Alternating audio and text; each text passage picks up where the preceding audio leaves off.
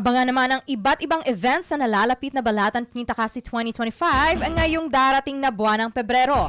Kabilang sa mga inanunsyo ng tanggapan ng Balatan Tourism sa kanilang official Facebook page, ang Duathlon Challenge para sa mga bike enthusiast na gaganapin sa ika-9 ng Pebrero sa Balatan Grounds.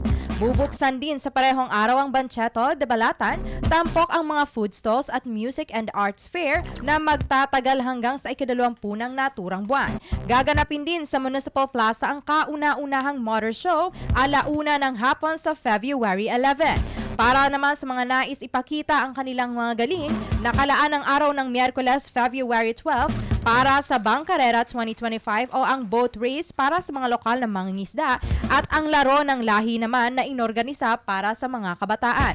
Hindi rin ipahuhuli ang mga talented Balateños sa 17 barangay na magpapakitang gilas para sa pandango sa ilaw at vocal duet na parte ng cultural show, mga candidate na may angking ganda at talino sa Miss Gay at Miss Balatan 2025 sa February 13, 14 at 16 ayon sa pagkakasunod-sunod.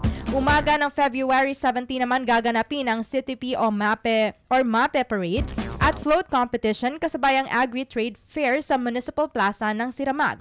Sa pagsapit ng hapon, gaganapin ang maritime procession at isang sayawan sa Bisperas Auditorium ang nakatakdang ganapin pagsapit ng gabi. Samantala, wala pang formal na anunsyo patungkol sa petsa ng gaganaping Governor and Congressman's Night, maging sa kung sino o anong banda ang darating para magtanghal sa town concert.